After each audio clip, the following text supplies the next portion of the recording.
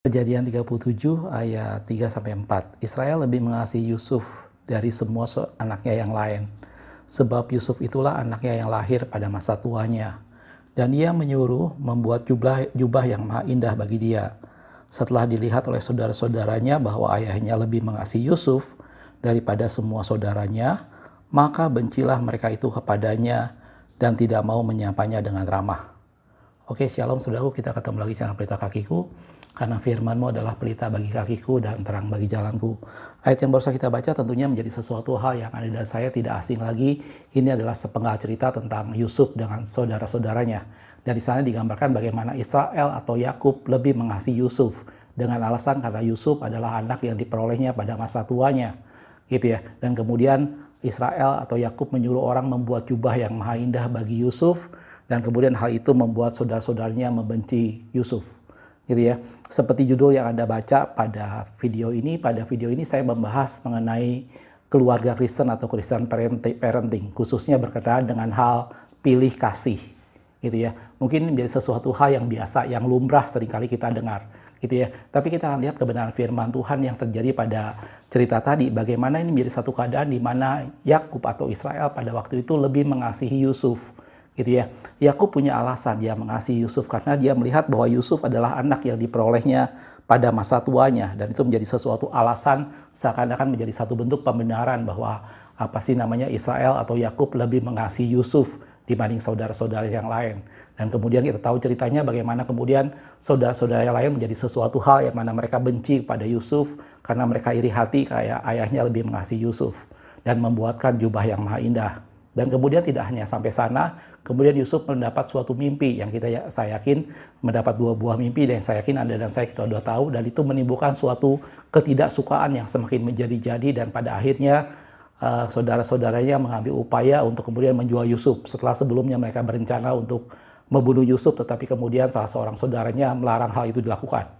Gitu ya. Dan cerita Yusuf biasanya menjadi sesuatu cerita bagaimana Tuhan memimpin kehidupan seseorang dari satu pribadi yang akhirnya terbuang dari saudara-saudaranya sampai diangkat menjadi satu pribadi yang penuh dengan kekuasaan di Mesir pada waktu itu, gitu ya. Tapi fokus cerita pada video ini saya ingin bicara sama-sama tentang satu keluarga Kristen, tentang Christian parenting. Dalam hal ini saya bicara mengenai pilih kasih atau mengasihi satu anak tertentu lebih dari anak-anak yang lainnya, atau ada anak emas istilahnya, gitu ya. Kalau kita lihat tadi dalam firman Tuhan, memang Yakub punya alasan untuk mengasihi Yusuf lebih dari yang lain, karena Yusuf didapatnya pada waktu usia tua. Seringkali itu pun yang terjadi dengan keluarga-keluarga Kristen yang membedakan anak-anaknya, gitu ya.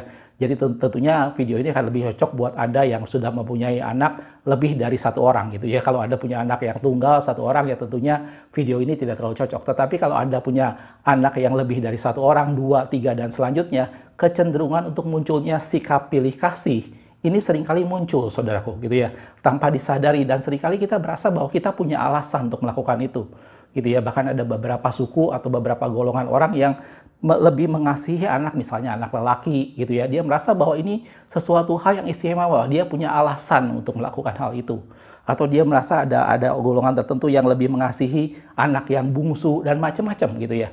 Dan dalam firman Tuhan tadi juga dicatat bagaimana Yakub atau Israel punya alasan untuk dia lebih mengasihi Yusuf karena Yusuf didapat pada masa tuanya, gitu ya. Tetapi terlepas dari alasan apapun juga, dalam firman Tuhan digambarkan bahwa itu menimbulkan kebencian dari saudara-saudaranya, gitu ya. Memang Alkitab tidak menyatakan bahwa tindakan Yakub atau Israel ini sesuatu yang salah, karena dalam firman Tuhan pada zaman itu belum tertulis hukum Taurat, gitu ya. Tetapi kita lihat bagaimana setelah peristiwa itu kemudian Yusuf dijual oleh saudara-saudaranya dan dibawa berita kepada ayahnya seakan-akan Yusuf diterkam mati oleh binatang buas, dan jubah yang dibuat oleh ayahnya yang maha indah itu yang menjadi satu kecemburuan saudara-saudaranya, jubah itulah yang menjadi bukti buat Yakub bahwa Yusuf sudah mati dimakan binatang buas dengan menunjukkan jubah itu, gitu ya. Dan dalam firman Tuhan dicatat bagaimana Yakub menjadi satu pribadi yang sangat sedih dengan kematian Yusuf pada waktu itu, gitu ya. Sampai dalam satu ketika dalam Kejadian 37, kalau kita lihat ke bawah ayat 35, sekalian anak-anak yang laki-laki dan perempuan berusaha menghibur dia. Satu kesedihan yang dalam yang dialami oleh Yakub atau Israel ini. Gitu ya. Tetapi ia menolak dihibur serta katanya, tidak, aku akan berkabung sampai aku turun mendapatkan anakku ke dalam dunia orang mati. Segitu putus asanya satu pribadi yang namanya Yakub pada waktu itu karena dia sangat mengasihi Yusuf.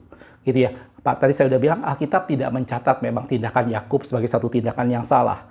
Tetapi Yakub memikul konsekuensi dari apa yang dilakukannya, gitu ya. Yakub memikul konsekuensi bagaimana pada waktu itu saudara-saudara anaknya yang lain, saudara-saudara Yusuf menjual Yusuf dan membawakan berita bohong kepada ayahnya. Dan itu membuat ayahnya, yaitu Yakub pada waktu itu hidupnya dilanda dengan suatu kesedihan. Bahkan dia berkata bahwa dia akan turun ke dunia orang mati untuk menemui Yusuf di sana, gitu ya. Itu konsekuensi yang dialami oleh Yakub karena dia membedakan anaknya, karena dia mengasihi Yusuf lebih daripada saudara-saudaranya, walaupun dia punya alasan untuk melakukan hal itu, gitu ya. Dan ini menjadi sesuatu hal yang ingin sama-sama kita perhatikan, saudaraku, dalam kehidupan kita, dalam keluarga. Untuk Anda dan saya yang punya anak lebih dari satu, tidak jarang ada kesan, ada timbul di mana kita membeda-bedakan, di mana kita pilih kasih, di mana kita punya anak yang diemaskan atau anak emas, gitu. Walaupun mungkin ada, saya udah bilang tadi, ada orang yang memang punya alasan. Oh, dia anak laki satu-satunya.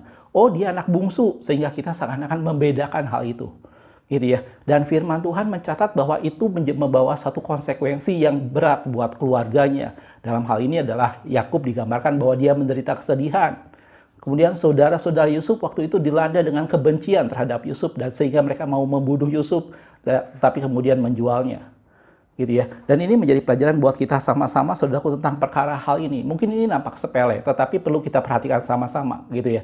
Contoh yang lain dalam firman Tuhan yang cerita tentang keluarga yang pilih kasih atau yang membedakan anaknya adalah keluarga dari Esau dan Yakub, yaitu orang tua dari Yusuf itu sendiri. Gitu ya. Kalau kita lihat dalam firman Tuhan, Esau dengan Yakub itu Ishak dengan Ribka membeda-bedakan mereka. Gitu ya. Ishak lebih mengasihi Esau karena seringkali Esau membawa makanan yang disukai oleh Ishak, sementara Ribka lebih mengasihi Yakub. Gitu ya. Kalau kita lihat sedikit ayatnya dalam Kejadian 25 ayat 28 dikatakan Ishak sayang kepada Esau sebab ia suka makan daging buruan. Ini bukan bicara soal masalah anak lelaki, anak perempuan didapat dari anak yang masa tua atau bukan bicara itu, saudaraku. Tetapi ini bicara soal kesukaan, kecocokan, gitu ya. Di mana si ayah Ishak dalam hal ini merasa lebih cocok dengan Esau karena Esau suka membawa daging buruan dan Ishak suka dengan hal itu, gitu ya. Lanjutannya, tetapi Ribka kasih terhadap Yakub, gitu ya. Dan kita tahu ceritanya bagaimana kemudian Yakub satu pribadi yang memang sejak dari lahir dia sudah memegang tumit kakaknya. Dia satu pribadi yang heel catcher, gitu, heel catcher. Jadi dia memegang tumit kakaknya dan kemudian dia berusaha untuk mengambil hak kesulungan pada saat kakaknya sedang berpulang berburu dan kemudian dalam kelelahan Yakub memanfaatkan situasi itu untuk mendapatkan sesuatu dari sana. Dan sampai pada akhirnya menjelang saat terakhir di mana Ishak akan memberikan berkat, gitu ya. Di sana digambarkan bahwa Yakub ingin mendapatkan hak kesulungan, ingin mendapatkan berkat dari ayahnya dan kemudian mencoba menipu ayahnya, gitu ya, dengan dia menyamar menggunakan pakaian dan segala macam seperti halnya Esau. Sedangkan pada waktu itu Ishak matanya sudah mulai kabur, gitu ya. Tetapi tindakan yang dilakukan oleh Yakub pada waktu itu untuk menipu ayahnya itu tidak dia lakukan sendiri. Itu dia mendapat support, bahkan dukungan penuh dari ibunya. Ibunya yang mengajari Yakub pada waktu itu, yaitu Ribka, bagaimana dengan cara yang ibunya ajarkan untuk membohongi ayahnya. Kamu masak sesuatu yang ayahmu suka. Kamu pakai baju supaya seperti kayak kakakmu. Karena Esau orangnya berbulu, sedangkan Yakub orangnya kulitnya halus. Dan itu semua diajari oleh Ribka, ibunya. Karena apa? Karena Ribka lebih mengasihi Yakub, sedangkan Ishak lebih mengasihi Esau pada waktu itu, gitu ya. Dan kemudian saran-saran semua dari ibunya itu membuat si Yakub cukup lumayan takut dan dia berkata bagaimana kalau itu kena kutuk, gitu ya. Sampai kemudian Ribka berkata sendiri kepada Yakub bahwa biarkan kutuk itu aku yang menanggung. Jadi Anda bayangkan, saudaraku, seorang ibu yang mengajari anaknya untuk menipu ayahnya sendiri, gitu ya. Kalau kita lihat dalam Kejadian 27 ayat 13 dikatakan, tetapi ibunya berkata kepadanya, Ribka dalam hal ini, akulah yang menanggung kutuk itu anakku. dengarkan saja perkataanku, pergilah ambil kambing-kambing itu. Dan kemudian dengan saran ibunya, Yakub membohongi Ishak pada waktu itu sehingga dia mendapat berkat dari Ishak pada waktu itu. Dan pada waktu Esau datang, semua berkatnya sudah dia tidak terima lagi sehingga timbul kebencian yang besar antara Esau dengan Yakub, gitu ya. Dan itu berawal dari dua orang pribadi yang membedakan anaknya. Ishak lebih mengasihi Esau, Ribka lebih mengasihi Yakub pada waktu itu, dan Ribka melakukan segala cara agar anaknya ini membohongi ayahnya dan mendapat berkat, gitu ya. Dan akibat dari dampak itu kita tahu ceritanya bagaimana kemudian Esau berusaha membunuh Yakub sampai akhirnya Yakub melarikan diri, gitu ya. Dan cerita lengkapnya saya yakin ada dan saya udah tahu. Walaupun pada akhirnya mereka berdamai, saya pernah bahas dalam salah satu video bahwa keturunan dari Esau yaitu Edom itu terus membenci keturunan dari Yakub yaitu Israel. Gitu ya. Dan itu semua berawal dari sikap di mana orang tuanya tidak adil. Itu berawal dari sikap di mana orang tuanya pilih kasih dan membeda-bedakan anaknya. Gitu ya. Dua contoh ini menjadi satu gambaran untuk kita berhati-hati, saudaraku, tentang bagaimana kita memperlakukan anak-anak kita. Gitu ya. Ada dan saya mungkin punya alasan, oh anak yang ini lebih pintar daripada yang ini. Oh anak yang ini lebih nurut daripada yang ini. Oh anak ini laki-laki sementara yang ini bukan. Dan macam-macam kita semua bisa punya alasan. Seperti halnya tadi Yakub lebih mengasihi Yusuf karena dia punya alasan. Gitu ya. Tetapi alasan apapun juga itu menjadi sesuatu hal bahwa itu menimbulkan konflik. Bahwa itu menimbulkan kebencian antar saudara-saudaranya. Gitu ya. Saudara-saudara Yusuf kemudian menjual Yusuf. Gitu ya. Dan kita lihat juga bagaimana kemudian Esau sangat membenci Yakub. Esau berusaha untuk membunuh Yakub, bahkan sampai keturunannya Edom itu terus membenci Israel. So, dari dua contoh sederhana dalam firman Tuhan ini saya ingin kita sama-sama memperhatikan tentang keluarga-keluarga Kristen. Anda dan saya yang punya anak lebih dari satu orang, kita harus dengan bijaksana menyatakan keadilan Tuhan di rumah kita masing-masing. Kita tidak boleh melihat satu anak dengan satu anak yang lain, masing-masing punya kelebihan yang berbeda, dan kita tidak boleh membanding-bandingkan dan menganggap bahwa ini anak emas, ini anak yang istimewa. Gitu ya. Kita harus melihat bahwa mereka adalah berkat Tuhan yang Tuhan berikan buat kita semua, dan itu merupakan sesuatu hal yang unik. Gitu ya. Nah, selain kita lihat dampak-dampak tadi dalam firman Tuhan, bagaimana pilih kasih atau sikap membedakan itu menimbulkan konflik antar saudara, gitu ya. Bukan cuma itu, saudara, kalau kita lihat apalagi dampak yang terjadi, gitu ya. Kalau Anda lihat dalam Amsal 29 ayat 21 dikatakan, siapa memanjakan hambanya sejak muda, akhirnya menjadikan dia keras kepala. Topiknya memang memanjakan hambanya, tetapi ini juga menjadi sesuatu di mana kita bisa lakukan berlaku juga buat keluarga-keluarga kita. Apabila ada ayah atau ibu yang memanjakan salah satu anak karena dia anak emas, karena dia anak kesayangan, karena dia pilih kasih, maka itu menimbulkan dampak bagaimana si anak akan menjadi keras kepala, kata firman Tuhan. Dalam firman Tuhan dibilang tadi, siapa memanjakan hambanya sejak muda, akhirnya menjadikan dia keras kepala. Gitu ya. Mungkin kita berpikir bahwa saya memang mengasihi dia karena dia memang anak laki satu-satunya atau apapun alasannya.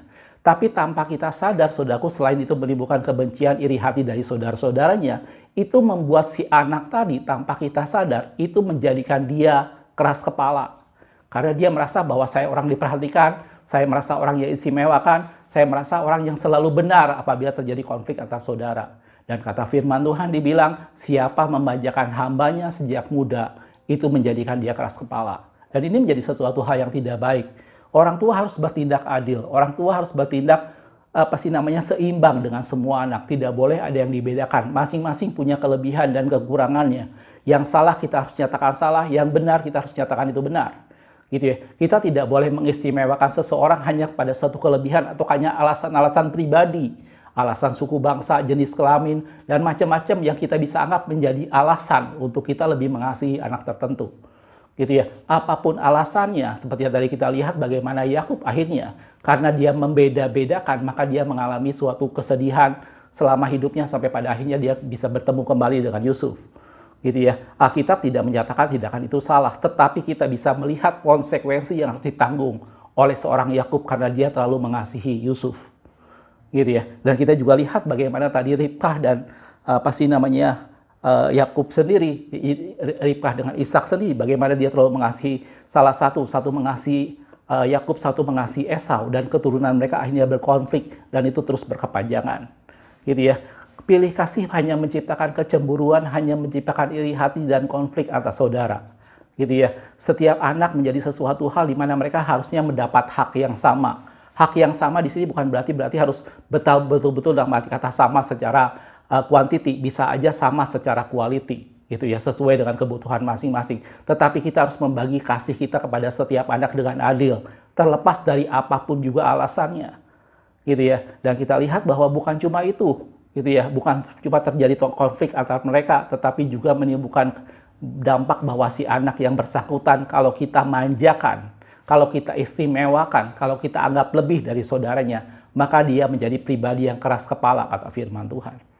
Gitu ya. Dampak yang ketiga yang buruk yang terjadi apabila orang tua tidak menerapkan keadilan atau membeda-bedakan atau pilih kasih dalam keluarga adalah orang tua tidak bisa menyatakan keadilan Tuhan di dalam rumah tangga. Gitu ya. Si anak tidak melihat satu figur pribadi orang tua yang adil. Padahal dalam firman Tuhan kita tahu bahwa Allah itu adalah satu pribadi yang adil yang tidak pernah memandang orang. Gitu ya. Kalau kita lihat dalam 1 Korintus 6 ayat 9, atau tidak tahukah kamu bahwa orang-orang yang tidak adil, kata firman Tuhan, itu tidak akan mendapat bagian dalam kerajaan Allah. Gitu. Jadi keadilan dimulai dari keluarga. Bagaimana orang tua baik ayah maupun ibu itu harus menyatakan keadilan di rumah. Gitu ya. Anak yang bersalah dia harus menyatakan bersalah, anak yang benar dia harus menyatakan benar. Kesalahan membawa konsekuensi, tetapi suatu hal yang baik, yang benar mereka lakukan membawa suatu penghargaan atau reward. Gitu ya. Begitu juga dalam hal membagi kasih dan kebutuhan dan segala macam, semuanya kita harus lakukan dengan adil, dan orang tua menjadi manifestasi kehadiran Allah dalam rumah tangga. Gitu ya. Dalam Ulangan 16 ayat 20 dikatakan, semata-mata keadilan itulah yang harus kau kejar. Gitu ya, supaya engkau hidup dan memiliki negeri yang diberikan kepadamu oleh Tuhan Allahmu. Allah menyuruh kita adil, gitu ya. Kita tidak bicara adil dalam hal yang lebih luas. Itu dimulai dari rumah tangga kita masing-masing. Dimulai dengan orang tua terhadap anak semua, bagaimana kita adil dengan mereka. Gitu ya. Satu ayat yang terakhir dalam firman Tuhan dalam Kisah Para Rasul 10 ayat 34. Lalu mulailah Petrus berbicara, katanya, sesungguhnya aku telah mengerti bahwa Allah tidak membedakan orang. Jelas aku? Dan ini mudah-mudahan menjadi masukan buat kita semua, keluarga-keluarga Kisan, mulai tidak ada kita mengenal istilah anak emas atau sesuatu di mana kita pilih kasih. Semua anak adalah anugerah Tuhan yang Tuhan berikan buat Anda dan saya, dan mari kita membagikan setiap kasih kita secara merata, perhatikan mereka dengan sepenuh hati, dengan segala kelebihan dan kekurangan mereka masing-masing. Gitu ya. Terlepas dari alasan apapun yang kita miliki, kita harus bisa membagikan segala sesuatunya dengan adil. Ketidakadilan, suatu tindakan pilih kasih atau anak emas, itu akan menciptakan perselisihan atau konflik antar saudara. Dan itu juga akan membuat si anak yang dimanjakan akan menjadi keras kepala, kata firman Tuhan. Dan bukan cuma itu, dampak yang ketiga adalah orang tua tidak bisa menjadi manifestasi keadilan Allah di rumah tangga. Karena Allah adalah pribadi yang adil. Gitu ya. Dan tadi Petrus katakan bahwa aku mengerti bahwa Allah tidak membedakan orang.